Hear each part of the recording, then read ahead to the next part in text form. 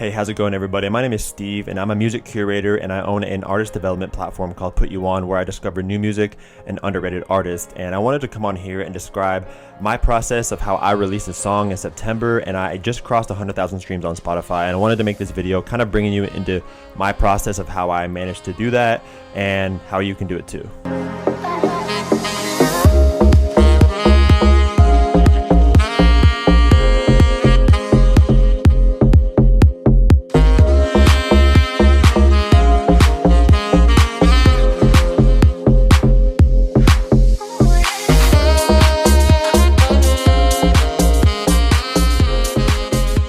So back in September, it was my girlfriend's birthday, September 15th, and I wanted to have a creative gift for her that year. So she loves saxophone house music, sax house music, right? And I love it too, and I've grown to like house music more and more over the years. And what I wanted to do was I wanted to give her her own sax house song. So I basically decided that I didn't want to just put out the song and just let it be out there and have like a couple hundred streams on it. I was like, all right, if I'm gonna put a song out, I want to actually go hard and try to see how far I can really take it, because I assist artists all the time with promo of songs and rollouts for albums and projects. And I thought to myself, okay, if I'm helping these artists and I kind of have a good idea of how, some people may do it, let me see how I can do it. So I did my research, right? So I went online, I went on YouTube, and I looked up pretty much all these ways of how people were able to grow a song. And again, for me, not having any fans or anything, obviously, I'm not an artist or producer, and so I kind of had to get creative with it. So I turned to TikTok. Everybody knows it being a huge tool for artists nowadays. So I found a video, and it was talking about building an audience. So what I wanted to do was I wanted to build an audience. So for me, my brand isn't exactly house music. It's not house centric at all. It's hip hop and rap mostly, just because that's the music I like. I used to DJ hip hop in clubs a lot. I've played house sets plenty of times, but my main kind of brand has been hip hop. So I wanted to still create an audience while still maintaining my brand of being more hip hop and rap centric. So I thought hard, and I've been pretty good at branding things over the past years. So I wanted to brand something that made sense for me, but also would enable me to have this house song actually be successful. So what I did was I started to create these videos on TikTok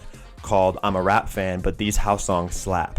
So basically, it was a series that I wanted to go on, and I wanted to, again, make it a point that I'm still a rap fan and everything, but I can also find good house songs. And the thing is, house music fans, they love it when people discover house music or talk good about house music, because they're a very welcoming community, and they always talk about how everybody who doesn't like it probably hasn't heard the right songs, or there's a bunch of different types of house. I'm not very familiar with all the different types of house music, but what I wanted to do was pick songs that I liked, and I still had to have a good ear for music, I would say. And so I started making these videos. So I made my first one, and it was basically just me reviewing house songs on TikTok, where I was like, all right, like this song is cool. I would kind of like be in the video. I'll put a little like short clip of what I look like here, and I would kind of feel the song out, and then if I liked it, I would add it to a Spotify playlist. So what this was doing is it was basically building an audience of people who would see me judging or rating house songs, reviewing house songs, and they would either like it or they would request more. So basically how my video started going was I started getting a lot of requests from house music fans. You have to listen to this song, this artist, blah, blah, blah. So what that did is it pretty much drove engagement on my TikTok account. So my comment section is popping. Basically, it's like a bunch of people who are always wanting me to discover new artists. So that helped the algorithm. It started growing my page a little by little. And what I was doing is I was redirecting these people who were reviewing these songs to a Spotify playlist, where I put all the songs I would review, and I would put them into a playlist for people to go enjoy later if they wanted to hear the full song or they wanted to see what other songs I liked. And so I started building a brand around myself, a rap fan who also judged house music. And the thing is too, it's like the contrast between rap and house is basically two ends of the spectrum. There's like two different types of basically people. It's like people who like hip hop and people who like electronic and house music, EDM music, right? So what this started doing is people started going to my playlist, and what I did is I put the song, which is a sax house song, at the top of this playlist. So everybody who would go to the playlist to check out my other songs would see Steve Cardigan, Smeds at the top of the playlist. And again, so what I was doing was I was bringing people to my song from other songs, from the TikTok videos. It kept growing and growing, and I started getting more and more views. And I think it was my 9th video, part 9 of the I'm a Rap Fan but These House Songs Slap series, blew up. It has over 800,000 views now. And so when that happened, my TikTok account started getting bigger and bigger. And what that did is it brought traffic again to that playlist. I would put the playlist in my bio. So very important to make sure that you're redirecting people to your bio, and your bio has where you want them to go in it. So again, I would have my website, and then it would have the playlist embedded in there, so people could just go to the link in my bio, go to my website, and then go to the playlist easily. So a lot of people started flooding to the playlist. Again, everybody who came would always see the first song was Smeds by Steve Cardigan. So what it was organic, free, very important, free traffic. So a lot of people, they'll pay ads on Facebook or Instagram to promote playlists, right? But I didn't have to pay anything because I was just making content around that platform, around that playlist. Again, the more videos I put out, the more people would go to the playlist, and then it would start building and growing and growing. It started out with 20 people, 50 people, 100 people, and I was feeling good, and then it hit 1,000, and I was like, all right, this is lit. Like, okay, we're going somewhere. And so the more videos I made, the more people would see it. And again, the thing about TikTok, obviously the algorithm is crazy. Like if you like house music and you're on TikTok, you probably find yourself on House Talk, which is basically people who are showing music off that is mostly house music, right? So what it would do is I would still get views from like my first or second video like weeks later. And again, I posted every other day. I think I posted the first 4 videos once a day, so four days in a row, just to get TikTok to try to reward me with the algorithm, and it worked. So again, all of this traffic was organic and getting pushed to the playlist. And again, sitting at the top was my song. So the bigger the playlist grew, the more streams on the song I would get. People, again, house fans love requesting songs, and again, so that just my engagement was so good that it would just become on more people's For You page. So after a few months, I guess it's been like 6 months since I made the song, now it's at 100,000, 102,000 streams. So that's just like an example of how you have to create an audience. So I created an audience that was still my brand, because I get all the time in my comments like, it's pretty much safe to say you're a house fan now. Like, I'm not saying I'm not a house fan or anything. I like house music. I'm just very particular of it. And I think that really helped even the playlist, because I'm so picky about house songs that it made the quality of the playlist, in my opinion. And I think a lot of other people who were kind of on the cross between like, all right, I like multiple genres. Like I like rap and hip hop too. Maybe I haven't been put on to much house music in the past. Since it's me being somebody who likes hip hop, like I think I just have a certain ear for house music that is, I don't know, it's a certain style. Like it's more deep house, it's like not too crazy, it's more chill, like it's something that is really easy to listen to. I would get comments all the time like, oh man, like thank you for showing me this genre of music, thank you for putting me on. I used to think that it was all like Skrillex and Avicii and like different types of house and EDM and stuff like that, but they kind of started to appreciate me, and so they would follow up, and they would, probably follow me and everything. I think I got like 32,000 followers on TikTok now. So, and that's been 6 months basically of this happening. So again, so if I'm gonna break it down, is I made the song, created a playlist, I created an audience to drive to that playlist, and then created content regularly for people to see, and then also drive traffic to where I wanted them to go.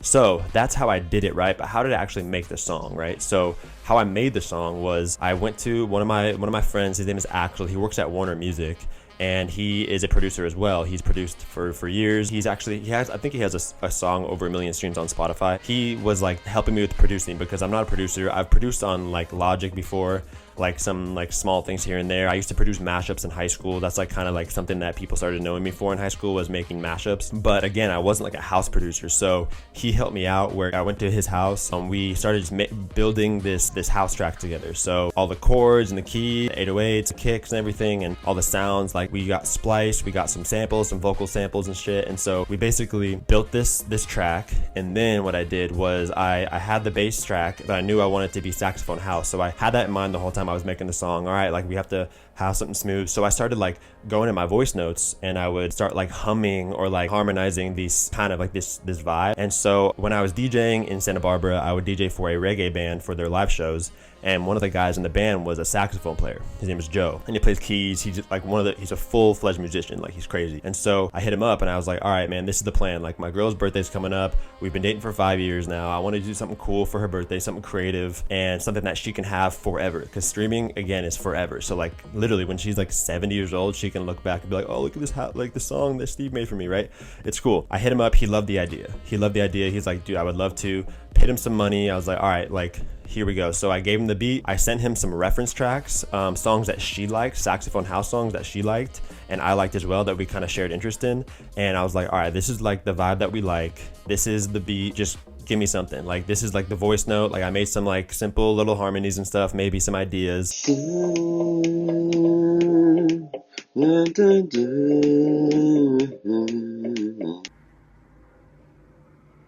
Boy, if you don't, I kind of threw it at him and let him like take over from there, right? So he sent me back a version. It was the first one was actually really good. It was really cool, but I was like, I want to change a couple more things. I want to start a little bit slower. So I was going back and forth on FaceTime with him, kind of helping him write the song a little bit. And then after about 5, 6 maybe iterations, we basically had 90% of what it was. And then the first iteration he sent me, I was like, man, this ending of the first part, like, I really liked how you ended it, but he changed it in the newer version. So I was like, go back to this ending and I think we're done. So he went back, boom, he sent me the track and I was like, this is the one. So he just ended up like mixing and mastering it. He sent us the stems. We took the saxophone stem, put it over the original beat that we made, pieced everything together, boom, finished product, right? And what I did from there was, I was like, all right, I don't have an artist account on Spotify. So I made an artist account. I got a distributor. We used The Orchard. They're owned by Sony. And so once I got my distributor,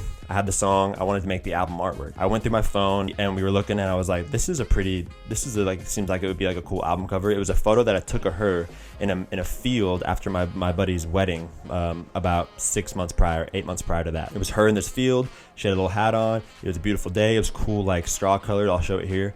And then I basically created the album artwork. I put like Smeds. Her last name is Smeds. So, and that's why all her friends in Sweden call her Smeds, because there's multiple Johannas, because Johanna is a pretty popular name in Sweden. So everybody calls her Smeds. And so I basically wrote Smeds in the clouds above her, and that was the single artwork. I got that, put it in the right resolution, everything. I put a package together basically to send over to the distributor. So boom, song was done. Album artwork was done. We set the release date for it, being September. I think it was the day before her birthday, because her birthday was on a Saturday and songs released on Fridays typically it's like the strategy. We released it. I had to like, it was out, but I couldn't show her because it was like, that was the day before her birthday. So I was like, it was killing me. And so I set up my artist profile, had my whole bio in there, showed her the song. She loved it. It was a success. It was a super cool moment. It was really fun, right? So after that, I wanted to make a music video for it, but I didn't want to go shoot a music video. Again, I'm doing this all as low budget as possible, right? Obviously. I went on pexels.com and looked up some free 4K videos that I don't even remember what I searched, but I noticed that house music videos were pretty random. I was like, these are always so random. Like, there's like usually a kind of a story, but like it's kind of like, to me it seemed like kind of random. So I was like, all right, I can get kind of random with it. So I think I looked up like couples dancing, or like maybe field, because the album cover was her in the field, something like that. I found some free stock 4K footage. I was like, all right, it's 2020 at that time, but I've seen vertical music videos. I think Lil Uzi and Nav did a vertical music video for Wanted You. So I was like, all right, like, let me just make a vertical music video, because people are on their phones, right? So I compiled all these 4K footage, put it together with the song. It's people like dancing. I think they're somewhere in the UK, and then also people in like a field, like a girl running through the field, and then her and like a guy that she loves like meeting up. And this really sick part of the music video that I found like that was consistent in both of the types of clips I was getting was a part where the couples like come together, and I put that together, and it was like, this like worked perfectly. So I made the music video, put it out on YouTube and everything, but that wasn't the main source of the streams. Again, the main source was this playlist. That is basically the steps that I took, and the more that the playlist grew, the more traffic that I got to the song. And again, I think it's a good song, and what happens when more and more people start listening to it is more and more people start getting it in Discover Weekly. So I would have people hitting me up like, yo, like, I just got served this song on my Discover Weekly, like, this is you, Steve Cardigan, like, this is yours? I was like, yeah, this is my song. So I wanted to make this video kind of describing how I went from no experience releasing music to making a song, making everything around the song that I think it takes to be successful, and again, creating an audience using TikTok. And I would promote it on Instagram as well, but TikTok was the main driving force. And so again, I kept pretty much every time I make a video for I'm a Rap Fan but these house songs slap, I get traffic to the playlist. Like, it's crazy. So the playlist is over 20,000 now. It's insane. Like, so that's 20,000 people who are listening to that playlist. And then also it's just like, it's like social proof, right? The more people who follow a playlist, the more people are probably like, all right, this is legit. So I basically reverse engineered TikTok and Spotify playlists, and it's worked out beautifully. So that is pretty much how I went from no experience to releasing a song, to creating an audience, to making a video for it, and then tying everything together, and now over 100,000 streams on Spotify. So if you have any questions, you can drop them in the comments. You can hit me up on Instagram at Steve Cardigan. If you have any questions on any step of the process or how I kind of thought about something, just let me know. But that's how I did it, and pretty much proof that you can do it too.